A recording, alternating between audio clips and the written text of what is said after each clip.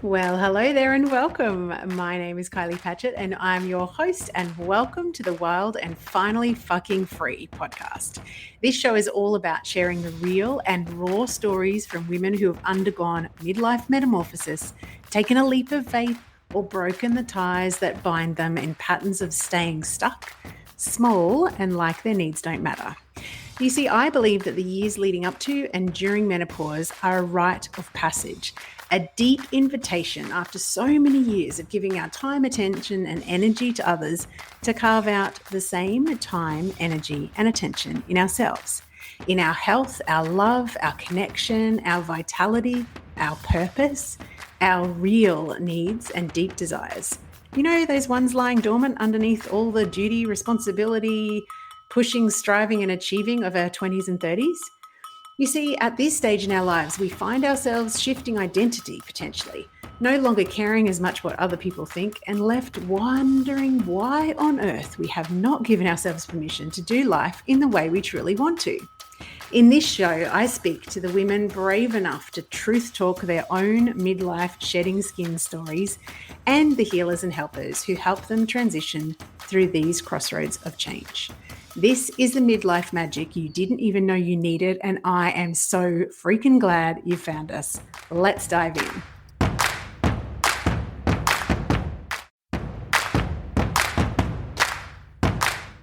Hey there, before we dive into this episode, I have something exciting to share with you, which is I have just thrown open the doors for the first time in about 3 months to my one-on-one midlife mentoring containers. You'll find all the details at kyliepatchett.com.au, which is linked on all the different places you'll find this podcast, so easy to find.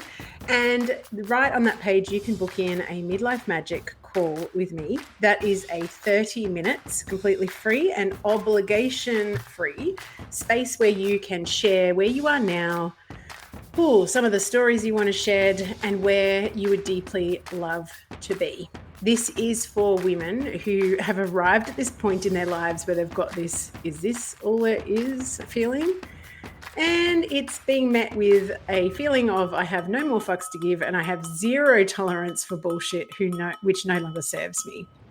So what I say about that is what a marvelous time to embrace what I like to call midlife metamorphosis. So if you're ready to shed skins, to heal old stories, to step into your power, your magnificence, and your true role of being creator and decider in this one precious life of yours, come feel into a midlife mentorship with me through an absolutely no obligation midlife magic call. All information at kyliepatchett.com.au. All right, let's dive in. Hello, everyone, and welcome to another edition of Wild and Finally Fucking Free, all about the real and raw stories of midlife metamorphosis. I have a treat for you today. The glowing, radiant, beautiful Linda Ireland is in the house. How are you, Linda? I'm fantastic. Thank you for having me, Kylie. So excited to connect with you again and chat. It's been such a long time. It has been a very, very long time since we've last chatted. History-wise, we know each other from the sunny coast, like back in the day. Haven't been on the sunny coast for quite some time, but and you've undergone a lot of big changes since I last spoke to you. So do you want to introduce yourself to start with, and then we'll dive into the metamorphosis? Sure. Well, I'm Linda. Hello. And my favourite things to do are spend time with my daughter, swim in the ocean. I'm on holidays at the moment. So yes. All the things that I most love are at the forefront. And so it's like beach walks, swimming at the ocean, time with my daughter. And outside of that, I'm a really creative being, and I happen to express my creativity typically through business. So that is how I would describe myself. I love it. When I was just laughing, I was saying to you before we started recording, I always say that, when I was saying to my husband who I was interviewing today, I was like, do you remember Linda? And he's like, oh, yeah. She like a yoga teacher, but she owns like a big mortgage broker. Yeah.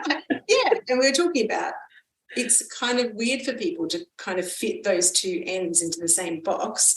And that begs the question, why do we have to box people in? But let's talk more about that, because you have always been to me this glowing, radiant woman who happens to also be a businesswoman, and it's always been very conscious, like conscious money-making, conscious business with these like really strong value systems. So how would you describe your business, I don't know, value system? Yeah, good question. Well, I think, it starts, for me, it probably started as a child. I was always a little bit of a misfit. Of course, I had a beautiful circle of friends, which I still have now. And actually, I just reconnected with one on the Sunshine Coast. He was up visiting, and that was so beautiful to go full circle with a friend from school, and nothing's changed. Like, I think, people, when you have friendships at school, they really know you, and they've seen you grow, and nothing ever changes. So that was lovely. So for me, I think it started quite young. I never really fit the stereotype ever of anything. And I wonder too, did that become like a thing?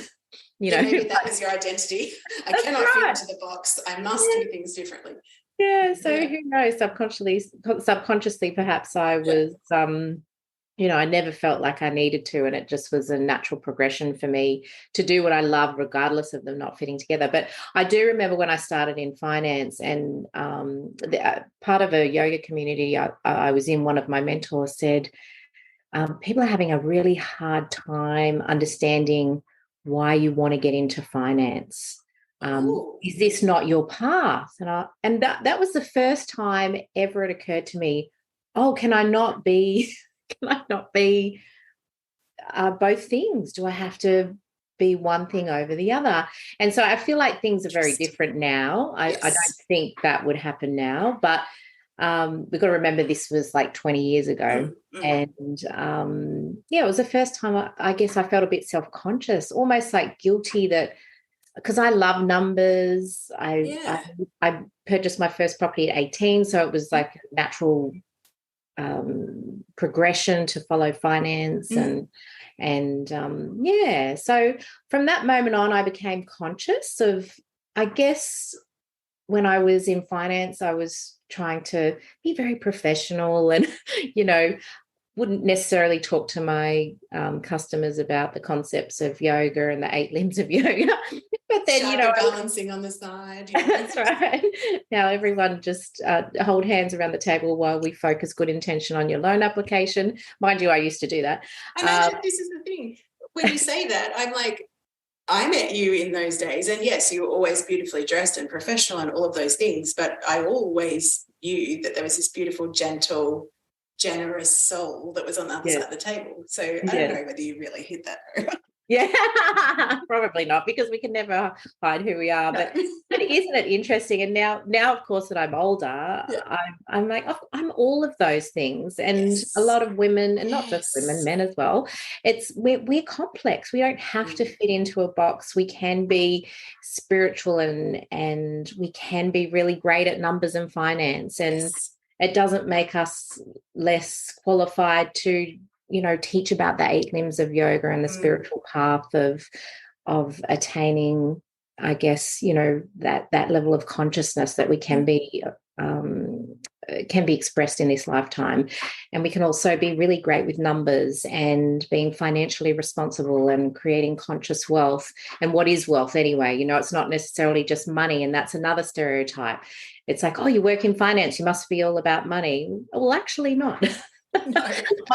my idea of wealth is very different to money. Money is just like one tiny little thread, but there's many other threads to pull in terms of what wealth represents, and each person, of course, is wildly different. So I forget what your original question was. Did I answer it? Yes, you did. And I'm loving where this is going, because what this is reminding me of is all of these. So I've realized lately that one of the things that has always been very attractive to me is understanding people's stories.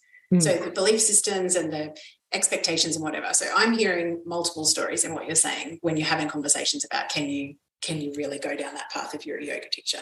It's like, where did we decide, or who decided that the stereotype of the yoga teacher is like, peace, love and mung beans, and not necessarily financially wealthy? I don't know whether you'd agree with that, but that's definitely, and it kind of makes me think about the starving artist thing, like the creativity cannot be a pathway to financial freedom. And then, what is wealth anyway? So wealth is not just about the money. That money is the vehicle to create a life that's aligned to your values and what's important to you. And legacy for generations, etc.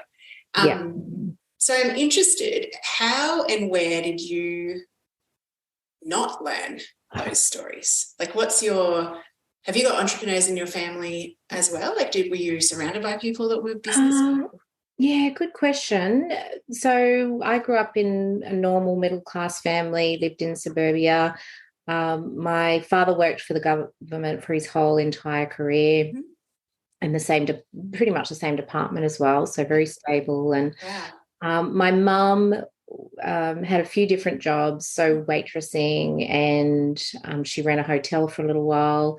But actually, my mum is really, had she been born in my era, she probably would have been an entrepreneur. Yeah. And so I've told this story a few times, but it's a real moment in my time that defined, I think, a path that I took. And she sat me down when I was about 12, and I can remember exactly where we were sitting in the house. I can remember what she was wearing.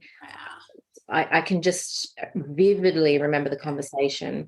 Yeah. And she sat down, and perhaps her and dad had had a squabble. And she might have, I mean, I don't know if that's the truth, but this is what I'm imagining. Her and dad had a squabble perhaps, and maybe she was feeling like, I'm not financially independent enough to, run my own race. Mind you, they're still together. They've been married for 51 years, like two little 16-year-olds. They're beautiful, beautiful couple of marriage. So I don't want to paint a bad picture here. But and she sat me down and she said, and she was just so serious. It was, she really wanted me to understand this. She said, don't ever feel like you have to rely on anyone to live the life that you want to live. Go out and create your own wealth, your own independence, chase your dreams. And the conversation then progressed to something like, and you don't have to marry for wealth or stability. Go and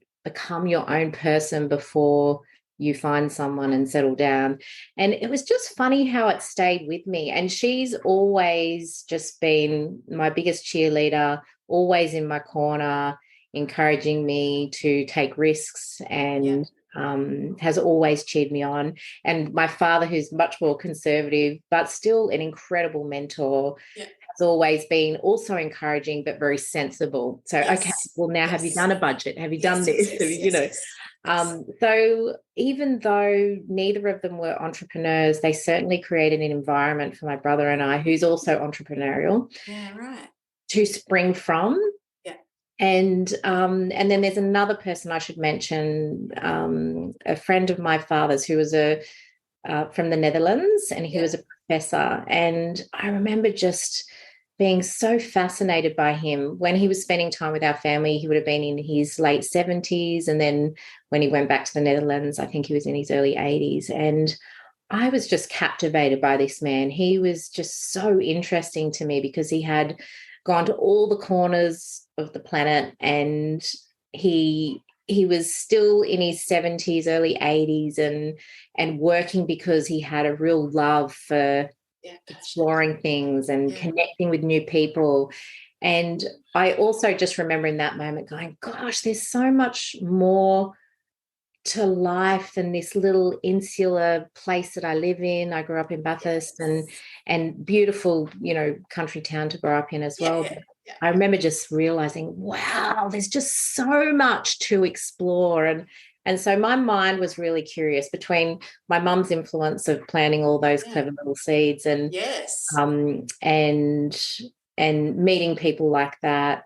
I just, from a young age, I guess I got curious, and it was those people that influenced me. And then, of course, when I started, probably in my early 20s, I've had so many incredible mentors. I mean, I've never really asked a question of my friends or my community, but I wonder the amount of mentors I've had, if that's normal. Maybe we should talk about that. Yeah, maybe. Because I think, because no one's ever asked me the question, so I'm like going, wow, I've had all these incredible, and some of them come for a time and then disappear. Others have stayed. So I've had amazing spiritual mentors from a very young age, as well as business mentors. It's And interesting, isn't it? Because to me, mentorship, it literally opens up the field of possibilities for us, because we only know what we know. We only know what we've been shown, and we can be curious, like you're saying, and we can be a seeker. But yeah, that only, it doesn't necessarily get us as far as someone saying or showing, literally demonstrating to us this is what is possible. Yeah. And I think if you're curious too, probably all of us are meeting these people all the time, but when you're cracked open and curious, they can see that and you're available, and I feel like you come together. Yeah, that's true. Because that really has been my experience. Some of my most amazing mentors, it's not been me going out in search for them. It has been a real organic process of finding them and connecting. So is ready. so many to mention, but one of my girlfriends introduced me to the Taoist community, and both her and a lot of some of the Taoist masters that I met really left an imprint on me of the way of life, which is, in Taoism, it's the way. Yes. And then another friend who's a Maori shaman, the moment that he came into my life, and I feel like it's really fitting for this podcast, he really challenged me on authenticity.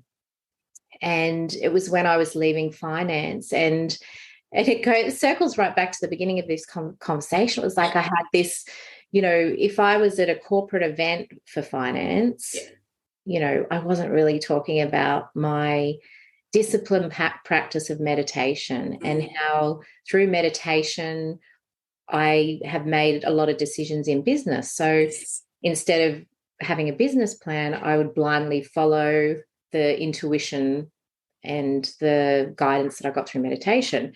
And so he really challenged me on, okay, so over here in finance, if you're at a conference, you're being that person. Yeah. And then you catch up with your best friends and, you're completely different. Yeah. Yes, and I'm completely different. And of course, I'm both those things. Yes. They're both authentic, but then it wasn't the whole Linda. Yes. And he's like, can't you be all that authentically together? And, Tiffany and I were back and forth on this for about 2 years until I felt like I really had myself integrated. So, and I think, this is where with young people, we've got to be so careful what we say, because that well-meaning yoga teacher, of course, didn't mean any harm when they made that comment.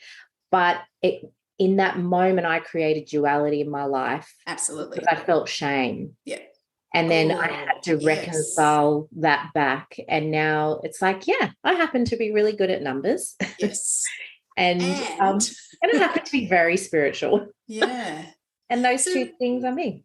What was the when you were challenged,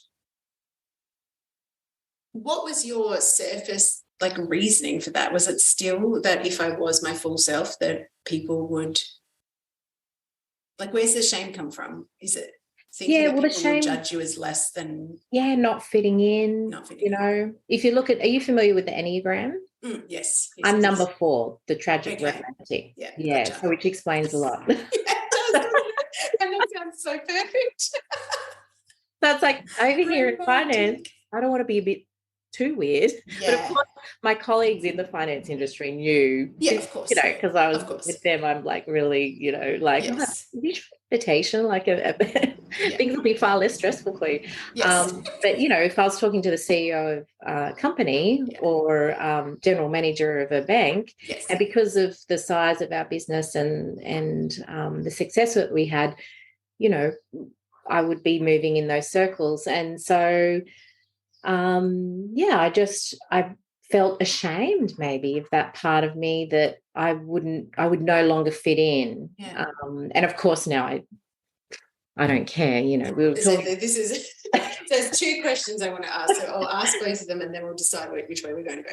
So first of all, I'm interested to know how you integrated, what, I don't want to say process because that sounds way too logical and planned, but how was the integration able to happen? And then my secondary thing is just coming back to what we were talking about before, I feel like this time in our lives, like you said, once you turn 40, you're like, I don't give two hoots what you think of me. Was that about the same time that you decided to sell? Yes. Okay. Yeah. I think 38, it kind of started at 38 for me, and it's flowed on from there. I have this theory about definitely the years like late 30s to whenever we hit like actual menopause, like cross over the line. The zero fucks to give and the way less bandwidth for tolerating anything that doesn't feel right for us. So that to me is like that very, very strong energy. Sums it up perfectly. Sorry? Sums it up perfectly. Yeah. It's like zero fucks and I don't have any bandwidth. Like I literally don't have any bandwidth. Can we go back to the integration, because I feel like I'm getting ahead of myself. So what led you, or what sort of tools were you working with the shaman through the integration process? Like that, was that one of the ways you stepped through it? Yeah. Well, he was a friend, so it wasn't like a formal setting, and often shamans work like that. Yes. They're not sitting in a clinic seeing people after people. But I think coming out of selling our finance business particularly, or even in the process of, because it was a year handover, that identity of that person that was Linda, the finance person, was dropping away. So there was this beautiful environment for me where I was like, and it was a little bit turbulent. I felt very lost, and it's like, wow, well, if I'm not that person, who am I? Yeah. And that abandoned part of myself, even though I still had, a regular meditation practice, I had stopped doing yoga. And I was still, I guess, spiritually engaged, but almost, I guess, not participating as fully as I would have liked to. So there was this void that was left, and a real sense of feeling lost. And Tiffany just happened to come into my life at that time. I just, just asking it will be exactly. Yes. And so the process with him was just lots of conversations, and he and my best girlfriend used to come and stay at the house for weekends. So there was lots of long conversations. There was lots of long meditations. There was a couple of healing ceremonies that he did around me, and my friend also, because she's known me for a really long time, and we've grown up together, and so she was also able to hold a really tight container for me to go through that and encourage me. So that's really how the process went. It was really coming back to my heart, and actually it was quite unsettling and fun to go, well, who am I now? And so that was like 38 to 40. And then I just hit that. It was almost like on my birthday, I hit that 40, and I was just like, wow. I feel so grown up.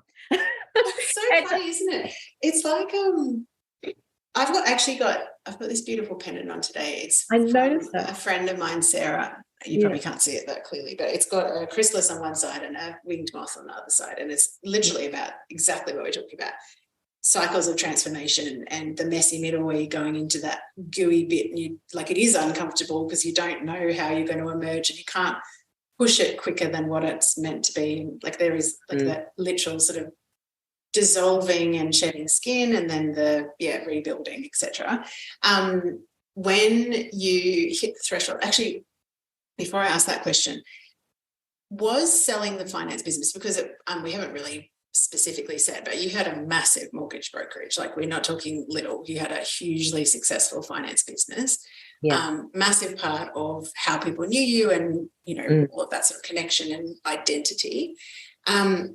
Was it the realization that you weren't being your full self, or that you didn't feel that you could be your full self, that was a big part of that decision, or was there other big things playing out there as well?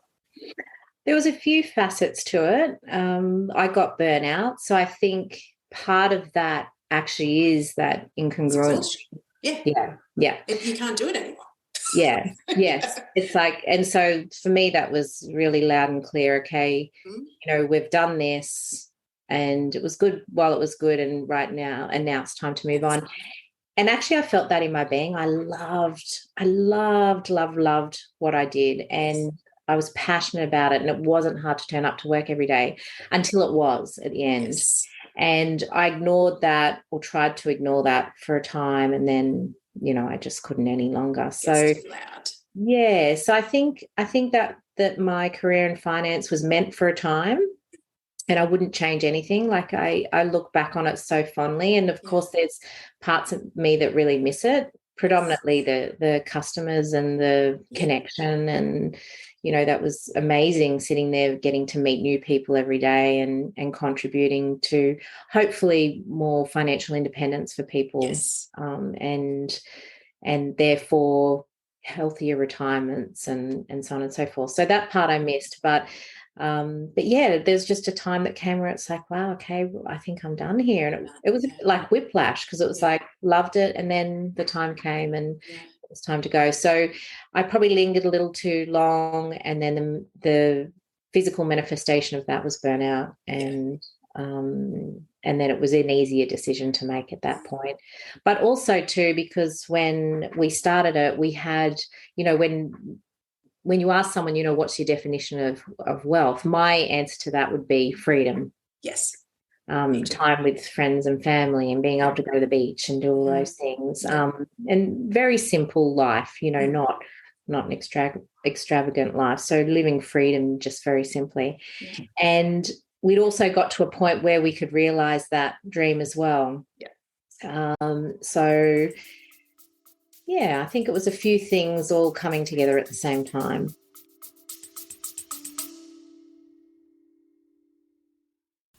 Hey gorgeous, we interrupt this gold for a delicious invitation. If your whole body has been whispering more lately, more voice, more truth, more satisfaction, more clients of the soulmate variety, more cash, more you, then this invitation is for you. Potent, my sister mind is officially open. This is my high touch, holy fuck, I'm ready sister mind for rebels in good girl clothing who are done outsourcing their power and diluting their magic to fit into someone else's business formula.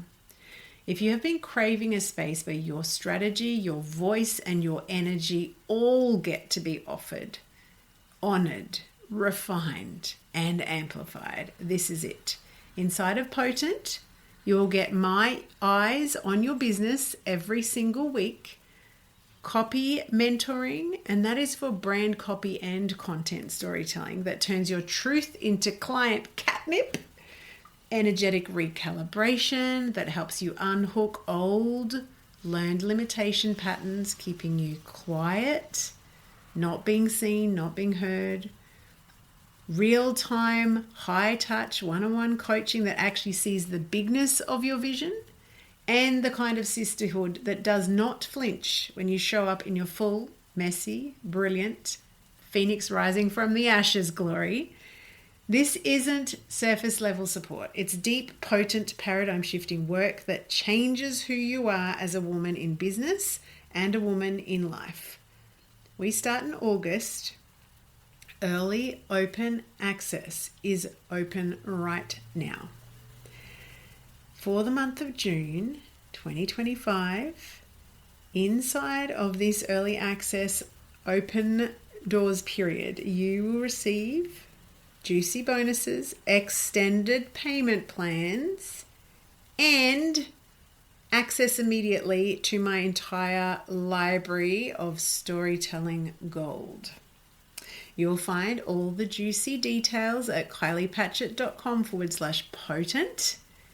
And we fill spaces, and there's only 10 of them, and more than likely only 5 by the time you listen to this, because by that time I will have offered them to the existing cohort, the beautiful original OG circle. We do actually take applications on a first come, first served basis. So come and apply, and let's get back to the magic of the episode. So you did the year handover, like that's intense as well, when you're already at burnout stage, and did you just get to a stage at like month 2 where you were like, far out, man, I just need to be done? I would be. Well, funny, Matt had to do it because I just. Oh, good. Yeah. So thanks, Matt. Thank you, Matt. So Bless the husband. Thank you, darling. He did it for me. Yeah, so that was good. Thank you, Matt. But funnily enough, we both found that when we'd made the decision, that year seemed to go on forever. Yeah. So it's funny when you make the decision, probably a quick exit is better. But absolutely. In terms of the right thing to do by the customers and the incoming custodians, a year handover is of course. Yeah. So what happens to you walk out that door for the last time, whenever that was, and you've got this space and you're burnt out, so you're exhausted, and in some ways, like you use the word abandon part of that like really deep spiritual sort of thread that has been there for a very long time. Did you take space then? I did. Yeah. Took a lot of space and did a lot of things that just made me feel good. But interestingly, it also felt really uncomfortable. Yeah, of course. So I felt lots of guilt, like I should be doing something. Guilt was the biggest thread in those early days. And then it kind of felt indulgent.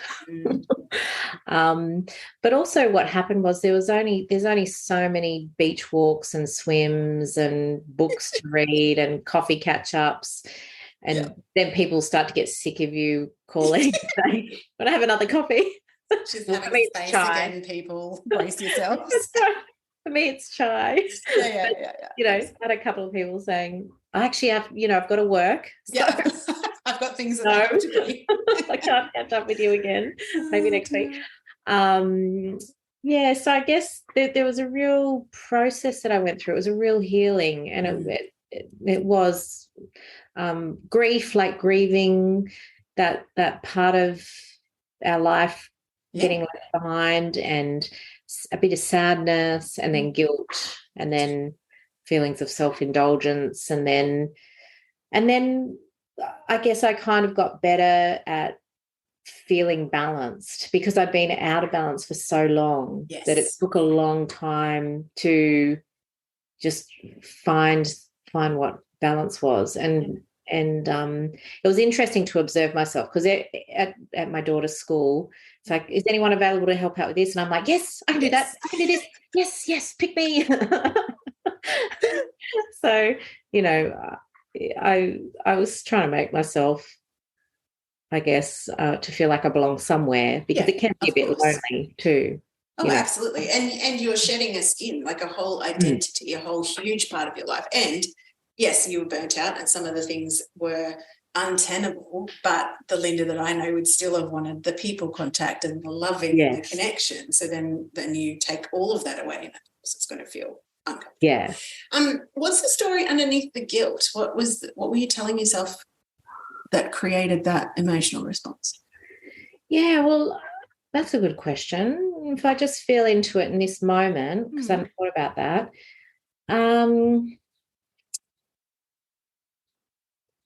I guess it's that I was able to take the space. The reason I ask is one of my very good girlfriends, and has just taken a sabbatical, I think for about 6 months, and her burnout came from, she's been an entrepreneur for 22 years, had a very successful business, had a lot of particularly mental health stuff going on with her kids, and got to the stage where, same thing, she just had nothing. She could not give anymore. But one of the biggest stories that she's been telling herself is, it's not okay that I have the ability financially and resource-wise to be able to just take this space to heal. And I'm like, why? What is the story? What are we buying into here? Because you can't, if you're not okay in yourself, you're not able to be there for anyone. So but there's that deep. Yeah. I don't know. Is it attachment, and something has to be? Yeah, and I think it's just the observation of how things are in the world as well, you know. Yeah, of course. And even though we're conscious that that doesn't need to be the way, there's so much Yes, programming there is. and reinforcement of that programming, even in television shows or Mm-hmm. news, if you watch either of those things. Oh, God, Or I don't, I don't either, but it actually comes up in conversation too it with friends. does. It's like, oh, how are you going? I'm so busy. It's Yeah, like so busy. so So busy. there's this constant reinforcement of, oh, if you're not busy and you're not doing, then it's like, you know, because very rarely does someone say, yeah, how's it going? I am so peaceful. Yes. I am so happy. Like, Yeah. how often do we hear that? Yeah, yeah, So absolutely. I think that's where the guilt can come up too. It's Yeah. like, it can feel a little indulgent to take time for Mm. yourself. Mm. And I love that word, indulgence. yeah. It's like when I feel into how um, I most love feeling in my body, mind, and soul, the thing that keeps coming up for me is um, I don't know, it's like relaxed and receptive, like really well resourced. Like there's no push, there's no strive, there's no need to do more or be more.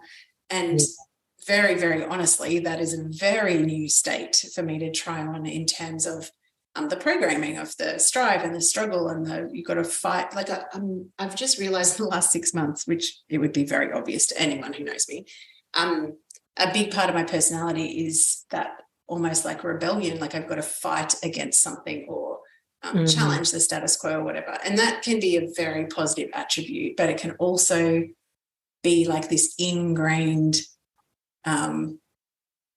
lack of comfort with feeling well resourced and calm. And I'm just like, what? Yeah. This is not being clear to me. Yeah. No, I can relate. What Enneagram are you? I think 3. When you said that, I'm like, oh, I know my numerology, my human design, and my astrology, and all of those things. But I think I'm a 3. I don't know. Number 3. Yeah. What's a 3? I don't know. What is a number 3? Is that the I think it is something about status. It's not the giver, is it? I'm having a mental block. Yeah. Not the skeptic. We'll see different Enneagrams have the different descriptions of the name as well. Could be maybe skeptic. Yeah, I feel like that's a very strong energy. Because that behavior, I would have guessed it was that one. But this is the thing too, like my Enneagram and your Enneagram, everyone's Enneagram, or whatever you want to call it. It can be human design. But those parts of us are just looking to be parented, aren't they? Exactly. This is what I'm like, oh my God, all I need to do is stop pushing and actually give myself what I need. Yes. Well, yes.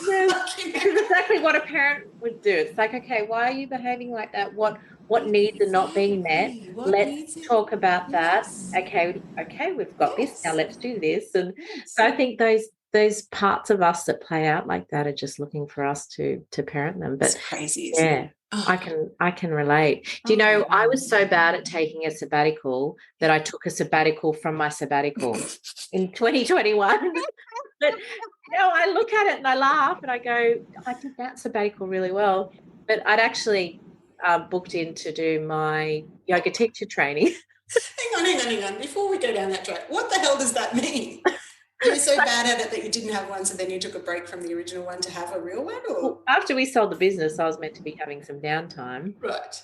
But I ended up, and I did have some downtime, as we discussed a minute ago. But then I started to get really busy again, just doing some consulting and stuff. And then I thought, well, I need to have a sabbatical from all of this. And then, so in 2021, was it 2021? Yes, in 2021 I did that. Yeah. But I laugh because looking back at it, it was I booked in to do my yoga teacher training and did some other courses with William Whitecloud. And so it was still, I was still busy doing things. But actually it was beautiful. It was a wonderful year spiritually, really, actually, you called it a spiritual sabbatical, didn't you? Yes. Okay, so when you have all of this pause time, which you did in varying degrees of success. No, God, don't even use that word success. varying degrees of depth of pausing. Yep. That's a better way of phrasing it. What's come out at the other end of it? Yeah, well, peace. I feel so peaceful in my heart. And not to say that I don't get out of balance, but I'm much better at being the observer and parenting that part of me that wants to strive every now and again. Because I get very creatively absorbed in things. Mm-hmm. And even though it's not striving for something, I'm busy creating, and I find that so fun, but it can very quickly get out of balance for me. So yeah, but You're speaking my peace. language. Yes. Yeah. Actually, that makes me want to come back to something that you said before. So when your friend called you out on this duality thing, one of the things that you said was that you weren't talking about the fact that you didn't have a business plan or a strategy. I can't remember exactly what language, but that you were being guided by your intuition through meditating. So that's exactly where I am at the beginning of my year. I was just laughing at my previous guest. I've got this beautiful planner for 2023 and it is completely blank apart from my holidays. And that's how it should be. Yeah, because I cannot. 2022 and before, Kylie, would have been all about, and this is again a very good example of what you're saying, my lack of safety and security as a kid has created this, like, I have to plan and it's a control them over. And it's like, this is ridiculous. It never works out the way that you plan it. There's always way more magic available than what you can even conceive. So it's like holding up a thimble when there's a freaking ocean coming, right? So, and I'm like, why am I choosing to do the planning again? Yeah. Can you talk a little bit more about that? So that's literally what I did last night. I was like, all right, first day of 2023 tomorrow. I've got these four amazing women lined up to speak to. So that's beautiful because that is I get so much out of these conversations and the people listening get so many, like, that chiropractic adjustment of the soul stuff. Yeah. Oh, I love that. I love that. Yeah. I love that. That's that, like when you have that, like your mum's conversation. Yeah. Like that visceral moment where you go, yes, Jesus, something else is possible here. Like what? I don't even know what I was going to ask then. Can you talk more about the meditating? Because that's what I was saying. Yeah, last night I was like, all right, there is a bit of me that's feeling a little bit anxious about going into 2023 without the planner done. Yeah. And then I was laughing at myself. I'm like, all right, so if your desired feelings are relaxed and receptive and planning makes you feel anything but that, what else is available to you? And I'm like, I went to this beautiful full moon circle on Saturday night and we did this meditation and I was on the top of this cliff and playing with wind and whatnot. It's pretty cool. And one of the things that this guide that came said is just claim your power. That's it. Beautiful. So I'm like, well, I'm going to meditate tonight on how. The control freak comes up, right? So can you please talk more about, because your business success was amazing, like the size of your business and the positive reach and reputation that you built was stellar. And you're now saying to me there was no business plan, or please talk more about that. Well, of course, when I had my finance business, it was very incognito. Yes, apart from if I was talking to the team that worked with us, or if I was speaking to women's groups, I would, as you know, I think you've probably been in the room when I do things a little differently, but it wasn't something I broadcasted, obviously. Yes. Mind you, in my new business, because I'm now integrated and very authentic and really don't care what anyone thinks about me. But this is how I run my business. Yes. I think for me, a business is like an energetic extension of yourself. At some point, it starts to start a life of its own. It's your creative project and you're pulling the resources and the creativity to get it started, but it does start to take on a life of its own. And particularly as a brand, a business does, because its community that supports it starts to feed it. Yeah. And so it's inevitable that it starts to become its, like its own entity in a way. Yeah, absolutely. And that's why businesses are their own entities, literally, in terms of the Yes. ATO. Yes. But it is a Quite thing. literally. Yeah. So they're treated like a person in terms of taxation. So for me, to have a business plan would be very limiting. It would be just my projection of what I think is possible, but it's actually not mine to control anymore because the community is contributing to what that becomes. So that's how I see business. And so what I tend to do is I have a strong meditation practice, and you'll find actually a lot of, CEOs and people who, I don't like the word success either. Can we have another word? Yeah, can we delete that? People who are just creating magic, yes, tend to have a meditation practice, and whether they identify with this or not, they're probably making a lot of decisions in business based on intuition. Yeah, absolutely. And so for me, I always just do what the next obvious thing is. I don't think too far ahead, and I don't plan, but I just do the next obvious thing. And that has just worked really well. And of course, have I made mistakes? Absolutely. And that's when that part of me that needs to be parented starts making the decisions. Yes. Yes. Absolutely. Or whatever you want to call it, ego, that child self that's, not all knowing, but that part of us that is all knowing and connected knows what's best. And I think when you just do the next obvious thing, you make yourself available for miracles. Yes. Because the old, everyone knows this, or most people know this, about how our brain can take in 400 billion bits of information every second, but our conscious mind can only narrow in on 2,000 bits of it. Yep. Now, if you've got a plan and you're really regimented about that plan, you're only ever going to focus in on the 2,000 bits that determine that plan. Absolutely. But if you're open to other possibilities, statistically, you're more likely to experience far more magical things by being available to allowing that needle to navigate to something that's far more extraordinary. So for me, I like to remain open to possibilities of other magical things happening and be available for that. So that every moment I'm taking in information, I'm probably a little more curious than the person that's planning. Does that make sense? Oh my God, Linda, I cannot thank you enough for being on my list of first people to interview for 2023, because that has been my gut feeling, and yet my poor little brain and my poor little unparented little Kylie is going, but you can't do business like that. Where's the money coming from? And I'm like, no, it's all fine. It's all good.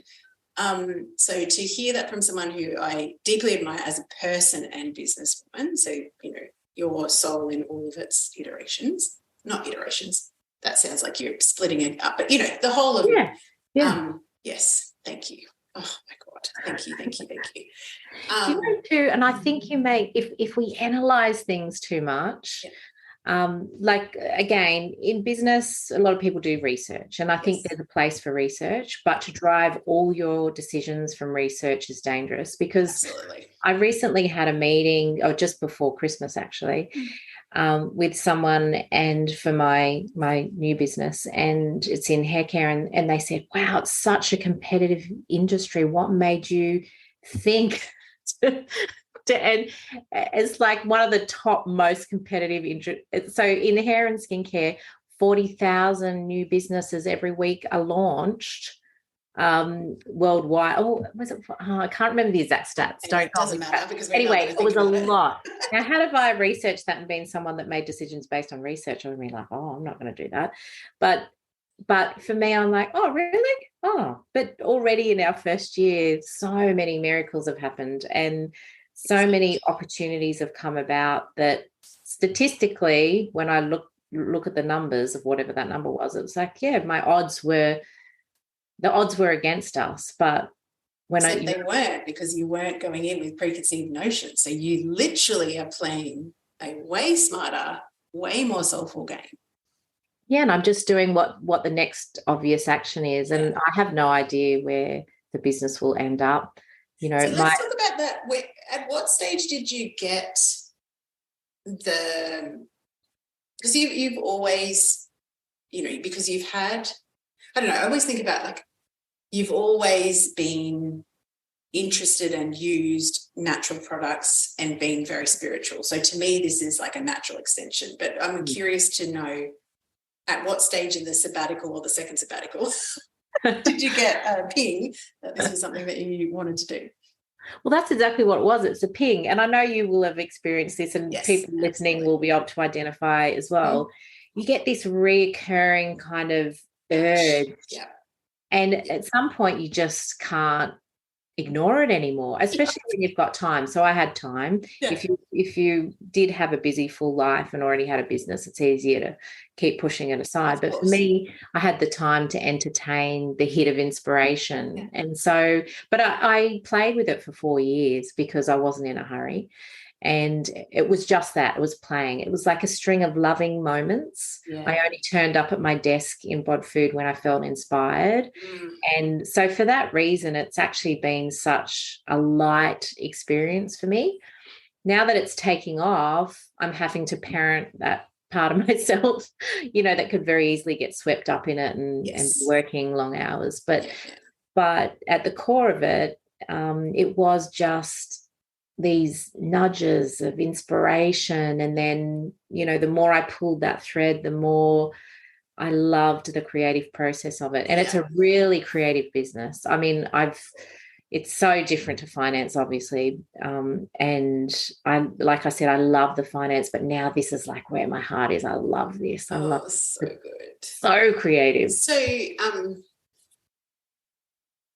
how did you even was the name Bod Food something that had been, because to me, my pings are very often a very clear voice, like very, very auditory. And I hear this is what it needs to be or whatever. Is that how it works for you too? Or do you just get a sense of something? Or I get blocks of information. Yeah.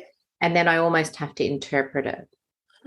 Yeah, that's how I would explain. And so I got the product first, not the name. Okay. So I had the 2 products first before the name dropped in. Yeah. Yeah. And just the sense of it, the feeling of it.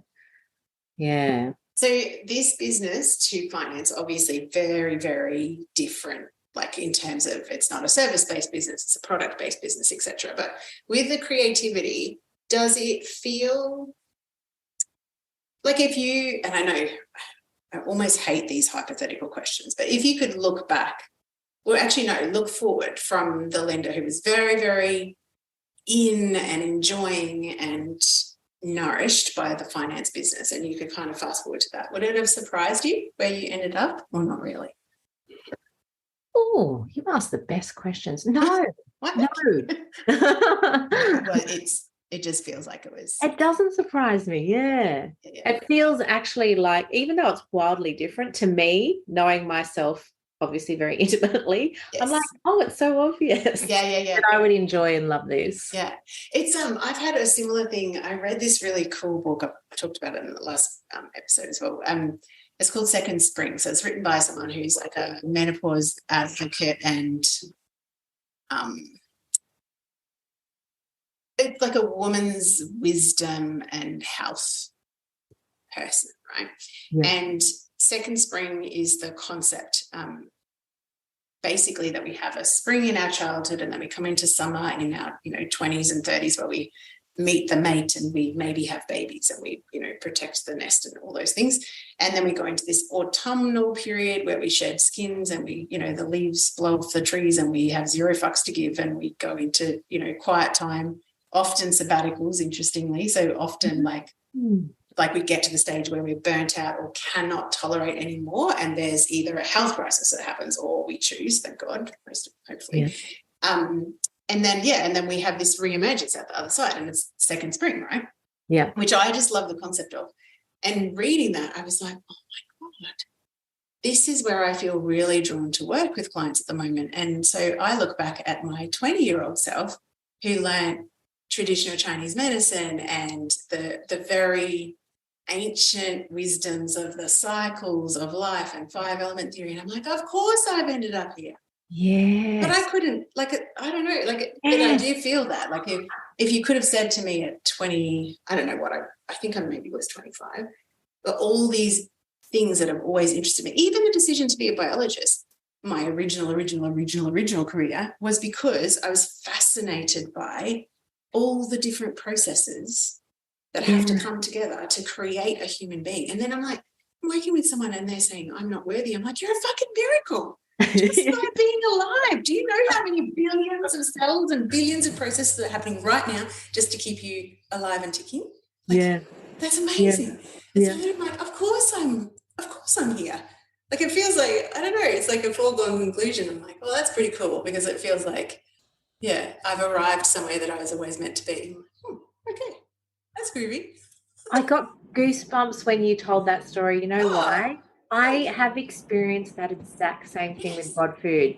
There's been moments of times where I've been either in a really important meeting or something's happening, and a skill that I've got from, like you're talking about, comes forward, and it might be something I haven't even used yet, but I got it way ago, and all of a sudden it's relevant and it fits perfectly into that moment. Oh my God, I've got goosebumps now. Yes, it's a thing, isn't it? That is so funny that you bring that up. And because I had this thought, I've noticed it. I never noticed it when I was in finance, but perhaps because I might not have had enough life lived, and now I do, and I've gone into something different. And that without a doubt is a thing, because that hasn't just happened to me once in bod food. That's happened several times. I'm getting goosebumps again. Even though I had a really important meeting, and one of the main threads of the meeting was, oh, thank goodness you've got a background in finance, because you're going to be able to handle this growth, because that's one of the main things that makes that kills the businesses in this space. Is cash flow and money management. And they were like relieved of my background. I was like, oh, good.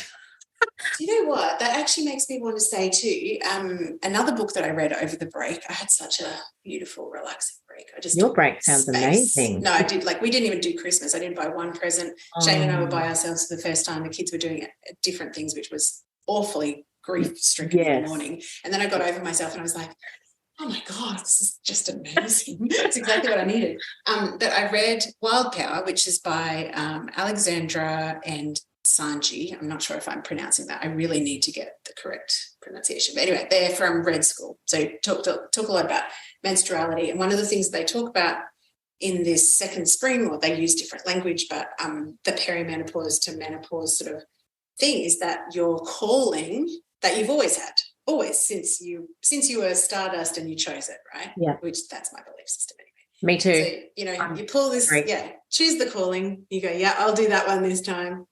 Come down and you choose all of the things that, goosebumps again. It's got to be true. All of the people and the experiences and the skills and the challenge and the triumph, like all that sort of stuff, to be able to live into your calling. The calling isn't able to be fully realized for most of us in our earlier life, because we're so busy doing the stuff, and we're actually busy building the ego, and like it's actually part, and then we have to be someone before we can dissolve into nothing, which is what you've been through. And same thing with me leaving corporate job and going, I'm not that person anymore. I cannot tolerate it. And then it's like the calling gets louder and louder and louder, and you step into that foregone conclusion, and I'm like, this is the magic. Like, I've been saying midlife magic for such a long time, and I've not even really understood what that, like, the magic to me is zero fucks to give. Like, I'm just going to be myself, and you can take me or leave me, because I can't be anyone else. But the real magic is that you get to step into the calling. And I'm like, that's so cool. And there's this tool belt that you're not even conscious that you've been building, that all of a sudden becomes available to you to use in a way that's so meaningful. And it feels different, because it's not from the ego, because you're right. It's like from when I was younger, it's like, I've got to get all these awards because then I'll be enough. I'll be worthy. It's like, Dad, am I good enough yet? Please. Even though my dad absolutely adores me. I know, it's so funny, isn't it? Awards mean nothing to him, but it was like in my brain, when I was at school and I got awards, then I thought he was proud. And so we carry those things because we don't have that emotional maturity, intelligence to understand it. And it is that we hit that 40 or whatever the age is. Yeah. And perhaps some people get it younger because they're emotionally more advanced. But I got it much older, so I'm going to say I'm emotionally stunted. No, totally not going to own that. But you look back and you see how that's perfect too. It is. Like that I wouldn't want to change that time that I did that. Absolutely. Because it built my confidence. And now I can look back and go, oh, and just see it for what it is. Yeah. Yeah. And also I think it's really important for us to try and emphasize all the ways that we think we need to be loved and accepted, to actually realize that it's not that. Exactly. Because I don't think you get this deep knowing about yourself without trying on the contrast. Oh, well, that's my sense anyway. Like, I don't feel like anyone, no matter how beautiful your childhood is or whatever, like, you know, comes out of childhood without the story, some stories that aren't, they're not true, because we decide them with little people's minds, you know, of course, goes without saying. I'm really, really curious. So your beautiful daughter, how old is she now? 9. I'm sure she was 2. Anyway, it's such a long time between drinks. It's gone so fast. So talking about that, you know, the decisions that little people make, etc., how do you feel you stepping into your calling when she's still very much in her, very much learning about the world, how the world works, how women work, how marriages work, how whatever, like, you know, fill in the blank there. Mm-hmm. How do you feel that her growing up in an environment with you fulfilling your calling, what do you feel like that's showing her or teaching her or opening up for her that may not have been possible if that wasn't the case? Yeah. Well, interestingly, when I had her, I realized, or I knew, that I was going to learn more from her than the other way around. So I think that was a really beautiful way we started our relationship, was me remaining curious. Also too, like, I'd never changed a nappy or babysat a child before I had her. So I really was going in, no idea. No my parents actually said to me, we're going to come up for 3 months. When she's born, I think they were really worried. And what do you think you're going to do? Well, I think because had never changed a nappy, I think the first thing they thought was, we'll show her how to change a nappy. Oh, okay. Yeah. I remember being petrified when my first daughter was born. My husband's from a really big family, so he's one of those people, he sits down at a party and the kids just come and fly on him. Yeah, like he's one my husband's like that. Magnet people for kids. Yeah. And so is my younger daughter now. Yeah. Not my older daughter. She's like, yeah. But where was I going with that? Yes, I was petrified of bathing her. Yeah, me so too. Fragile, and then when she's got her clothes on, she looks like a little alien. Yes. When I put my hands, and Shane was just like, you just do it like this, and it was such a natural thing. I'm like, oh, thank God you're. Yes, my experience was exactly the same, because Matt's got 3 younger siblings. Yeah, right. But 2 much younger, 8 years younger than him. So he's. Yeah, and he's a kid magnet as well. He's so playful and loving, and kids love him. So he was really capable. But I was the same. I was like just stepping back going, wow, this is really, and just the intense love was almost crippling for me. It was like, it was it's overwhelming. Hey? Yes. But I found the whole pregnancy, birthing, post-birth very spiritual. Yeah. And also confronting, like the whole thing, as we all mums know, it's like it's a mix. It's an initiation, that's for sure. Yeah. So, but I think I knew enough to know that she was going to teach me more than I was going to teach her. And we've had this beautiful, ever since she's been old enough to communicate, we've had this lovely little relationship where I feel like we've grown together. Nice. And I've made a point of listening, because I didn't have any preconceived ideas of how things should be done. Yes. I remained really curious, and so I've probably learned more from her than she's learned from me. But one thing, to answer your question, and that's just to be honest, I definitely didn't come in as a mum going, okay, I'm going to teach her all these things, because, you know, I really didn't know what I was doing. But does that not feel the same, though, for you, as exactly what you're saying about the business plan? Like, Yes, if you had approach. really strong preconceived notions about how to be a mum or how to be the best, whatever, you are not open for the magic. Yeah, I guess. And it's like how you do one thing is how you do everything. Yeah, exactly. So yeah, definitely. But what I've found now that she's older is when I do try to have those conversations with her about, I've started to say some things around this stuff and talking about meditation and different things. Yes. But what surprises me is she has very strong opinions already. That is a shock, isn't it? I'm like, I don't think I'll be teaching her anything unless she asks. So it's just, I'd love to say, yes, I'm imparting all this wisdom, but look, in reality, I'm not. I'm just interested. But I was going to say, what's more important to me is this, that I'm authentic, and she absolutely, I know she gets that from me. It's just like, if there's a busker playing in the street, I will be the 2-year-old dancing in the street, not caring what anyone thinks. And so I think that's probably what I give her, is that that part of me. But other than that, she's her own little beautiful person, making her own way. Such a privilege to get to know them. Yeah, because I was the same. Like I actually, my relationship with my mum has been so fraught that when I was pregnant, I was like, I'm not having girls. Definitely not. Yeah. Definitely not having girls. And of course I got two 12 months apart, and you couldn't get two more different. Wow. Like, different personalities, different ways of looking at the world. Very, very, very, very, very different.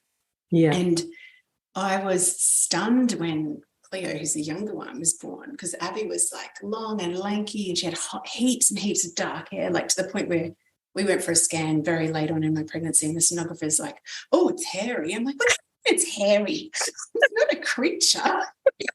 Anyway, she did have a lot of hair when she was born. And then Cleo popped out, and she was like this little Cabbage Patch kid. She was completely bald. She was like chubby, completely. And I was like, what? I don't understand. And then I'm like, oh my God, you just realize how much we are who we are from the very beginning. Yeah. Like, we might put on the mask and we might learn ways of being that are not, going back to the duality or the authenticity or whatever. But when it comes down to it, we are really who we are from the very beginning. And I really believe, us as parents are just to hold space to allow them to become. I believe that too. Listening to how my parents have described my brother and I as children, and right from being littlies, 100% we were who we are now. And if I go back and watch little videos of my daughter when she was like 2, it's the little mannerisms, the little quirks, they were already there. They're just now more freely expressed. Yes, exactly. With a bit more oomph behind them. That's exactly right. And then wait until they get to teenagers. There's even more oomph. I know. Well, that's a whole other space to navigate. So I was just saying to the last person I interviewed, I'm really grateful that for me, the big shifts in this transformation in the last couple of years have happened. But no, sorry, I'm grateful that the timing of my life has unfolded so that my perimenopause beginning was beautifully timed for just when my kids really very much individuated, and one moved out, both gone to full-time jobs, blah, blah, blah. And because I think, I don't know whether I would have been able to rebirth myself while still parenting teenagers, like actively parenting, like day to day. Yes. Not that you stop parenting, but that timing thing. And I just feel like that's for everyone. It's just like whenever it happens is when it's meant to happen. Going back to the cycles thing, it's like, don't try and control or force or push or whatever, because everything is unfurling exactly as it should. So, yeah. And because do you think when they're teenagers too, you're very much in service to them? Oh, absolutely. And not as much for ourselves. Absolutely. I imagine, just from, obviously we're not there yet, but observation looking from the outside in, it looks like that. So I feel like my emotional bandwidth was very full. Yes. Actively, emotionally supporting teenagers and teenage girls particularly. Yes. I think teenagers, full stop. I think being a teenager in this day and age is really difficult sometimes.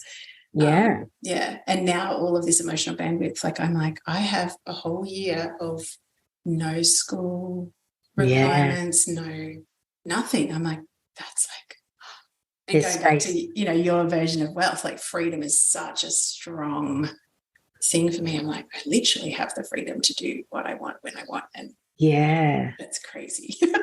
Crazy good. Isn't it the ultimate wealth? I mean, it'd be so interesting to do a survey to see how many people identify freedom as the ultimate definition of wealth. We should do that sometime. We should. It wouldn't be everyone, but I think a large proportion of the community. Yeah. Probably. And I think even if they don't use the word freedom, when I speak to people about that, it's choice and opportunity and adventure. And when it comes down to it, it's the freedom to invest in what's important to you. So it's still freedom, like it is. Yeah. Freedom. Which is why this is called Wild and Finally Fucking Free, because it's all about shedding skins. It's a perfect name, isn't it? It is. It's such a, but Shane and I, because one of the other things that happens when kids do their individuating, I don't even know whether that's a word, but that's what I'm going to call it. We're going with that real cleaving, not cleaving, there's no cleaving of the bond, but very, you know, self-determined, you know, out of the nest type of thing. Shane and I were kind of looking at each other going, well, what the hell do we do now? Like, you know, we have to reimagine what we are as partners because we haven't got the emotional bandwidth taken up by, so we bought a motorbike because, you know. Yes, as you do. Yes. But then I found this amazing leather jacket I was looking on Instagram, and it's called the Wild and Free jacket. So that's kind of the Wild and Free thing. Has been a very strong intuitive guide thing for me. And we have just decided, because it came to me in a meditation, that we're going on a joyride all around Australia on the motorbike at the end of March. It's like 5,000 kilometres we've plotted out so far. So I'm like, okay. Yeah.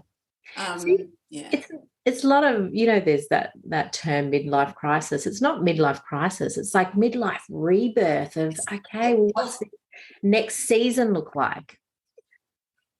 So I chose one card for the start of my 2023 year, and rebirth, exactly.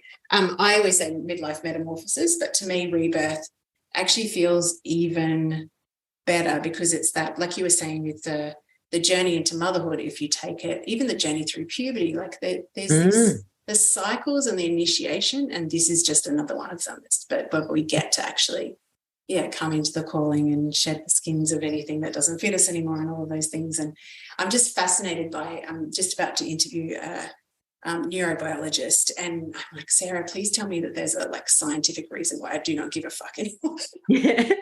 I'm watching that one. But she, like, literally there is literally biological things that happen in our brains and our hormones that actually stop us worrying so much about, you know, dating, mating, and protecting the young, and change into all of this energy to create something.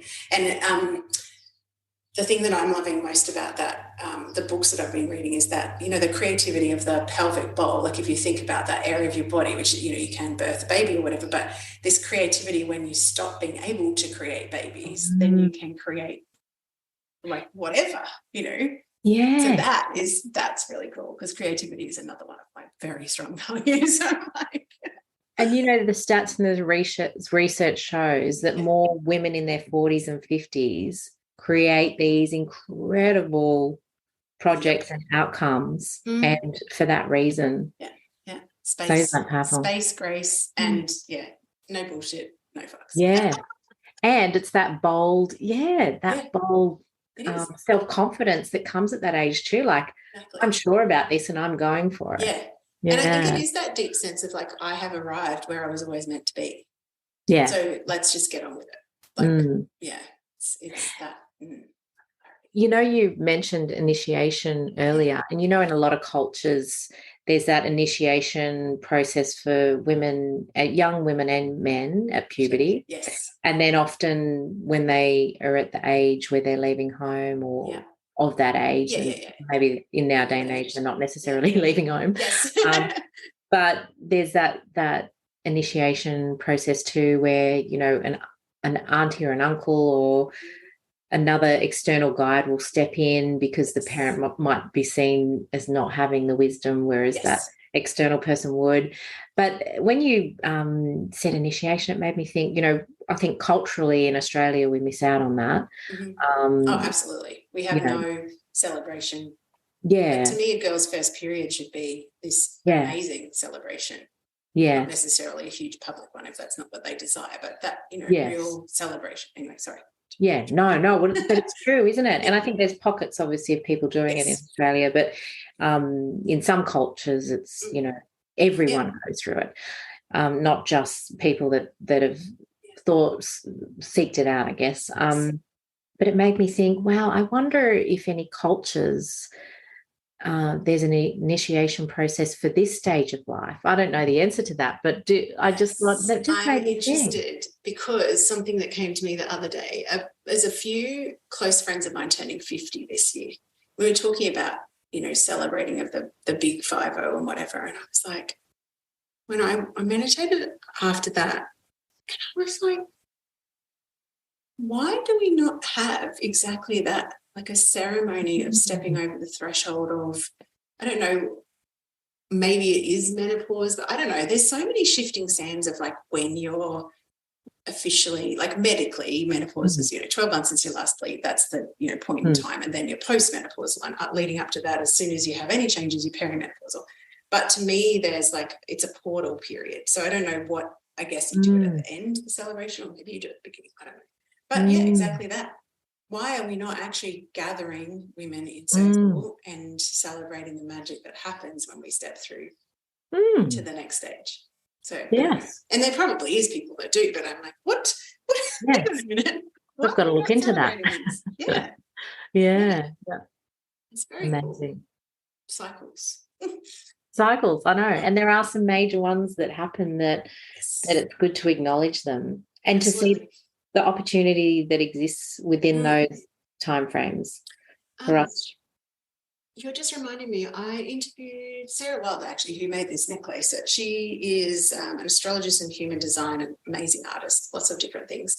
And in her interview, she talks about Saturn return at 42 and the Chiron return, which happens between 47 and 49, I think it is. And it's the 7-year gap between those two-ish, where all this magic happens. So it's like, the way that she described it is the Saturn return is kind of the waking up to the changings to happen, or, you know, shedding skins, and then the Chiron return is when it hits, when you're like, yeah, this is a done deal. That's the threshold I'm stepping over. Yes. And she gave me the date of mine, which is the 24th of April next year. I'm like, right. Wow. Get ready. Crazy. So yeah, initiation all over. I love that word. Rebirth and initiation. Definitely. Beautiful. It's been such a rich conversation. What a joy to reconnect with your beautiful self. Likewise. Final question, though. We haven't really talked about your new business. So talk about that and where we can find you. We'll put you in the show notes. So Bod Food, how old is Bod Food?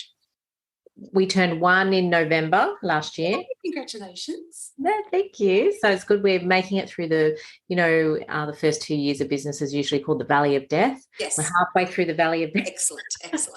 But I have a very positive outlook on that we'll make it. Let's not own the Valley of Death. No, that's right. Let's not.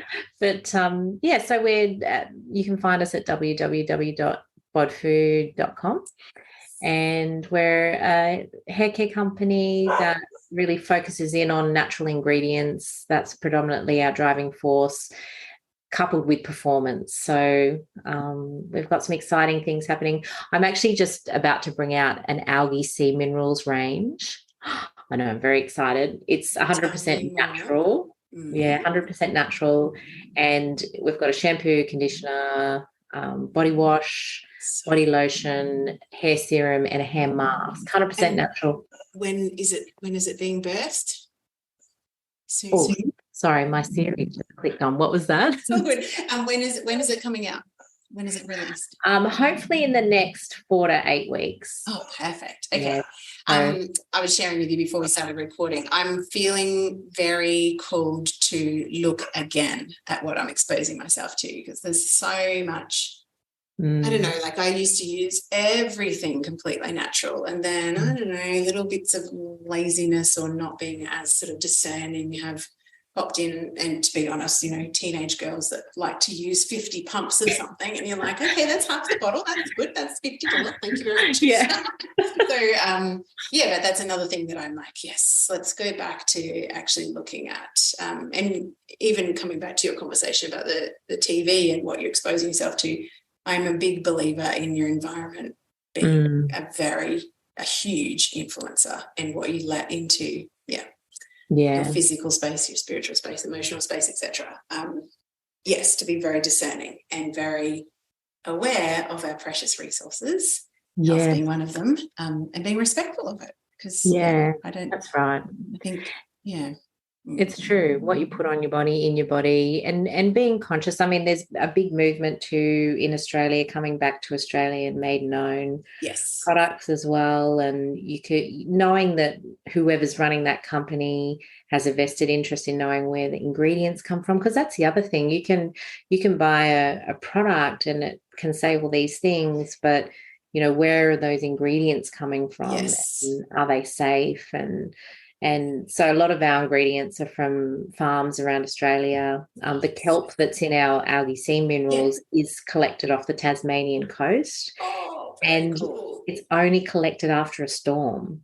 So, oh my goodness. That's very specific. So it's, you know, I think more and more companies are starting to do this too, where they're taking a real keen interest in, you know, what ingredients are we putting in our products, but, you know, who are we sourcing them from? And is that company reputable as well? So it's sustainable. Like, let's not do more damage, because we're so disconnected. Right. Yeah. Exactly. Things like collecting the kelp off the beach that's washed up, you know, then that's a beautiful thing to do for our environment. So my focus is to continue that focus within Bod Food. Some of our range is 100% natural, and in any of the products that it's not 100% natural, it's a nature identical ingredient, but most of them are like 99, 98, 99% natural. So, but being conscious of hormone disrupting ingredients. This is why I'm going down this track again. Exactly. Because I'm like, oh, okay. One of the biggest things that all of the research says is maintaining health. And especially body lotion, like washing your hair, you're exposing your scalp where your brain is. So that's a bit alarming. But body lotion, you think how much body lotion, and that's your biggest organ, and it's so absorbent, your body. And so body lotion is a big one, I think. But that's one of the things that so one of my daughters came into the house the other day, and she was having a shower here, so she bought a couple of things. I'm like, what is that crap that you're putting in the house? And she's like, well, the good stuff is really expensive. And I'm like, oh, interesting. But it's an investment. So you've got to, if you value your health and you value the planet, then there's choices that you can make that are aligned to that. But that's where we want to be a little bit different. So we're making it affordable. Yes. We're doing like a 250 ml lotion that's far more affordable, because, you know, but it is. It can be more expensive. But there's also like the flow-on effect to thinking of things like our ocean. You want to have ingredients that aren't interrupting that beautiful balance that goes on in our waterways. So all those like things. You, I love swimming in the beach, so please don't screw with our beach. I know, yeah. And so much gets washed down our drains. It's really, when you look into it, it's a bit alarming. So that's one of our other big drivers as well, is keeping our oceans clean and having safer ingredients. So, but I think people are getting more aware of this as well, making different choices. So definitely. It's just so I just keep on coming back to what we're saying about like of course, this is where you end up, because I just thought, I'm like, of course you're doing this like that. Like, you know, we haven't spoken for, I don't know how long, probably 8, 9 years. I don't know. Yeah. Like that. I haven't been on the coast for a long time. Yeah. So since 2000, we moved from Mullaney in 2015. So it would be 8 years at least. And I'm just like, of course you've ended up here. So it's very cool. You've given me so many, just universal wigs. Thank you. So much. You. I've received so much on this call too. So thank you for all your wisdom. My pleasure. So good to reconnect. All right, we will say goodbye. Thank you very much. Thanks so much for tuning into another episode, and I trust you're walking away with inspiration, maybe some chiropractic adjustments of the soul where you've realized perhaps some ways that you're getting in your own way, or something that needs to be healed, or something that's calling to you that your heart really, really wants to birth or create or step into in this second cycle of life. And if that's you, I am throwing my arms wide open and inviting you to check out all of the ways that we could potentially partner together at kyliepatchett.com.au. That's my website for the podcast, and also one-on-one and group programs in midlife mentorship, yoga and breath work in specifically designed menopause classes online, and also, super excitingly, a list of retreats around Australia that I have been blessed to partner with some pretty darn spectacular humans who also help midlife mavens through this transition point. So if you are looking for some support, some community, some tools, just a safe place to actually reconnect to who you are, what you want, and come home to your own power and magnificence, I would love to welcome you into any one of those containers. So head on over to kyliepatchett.com.au, and I will be back in your ears very, very soon.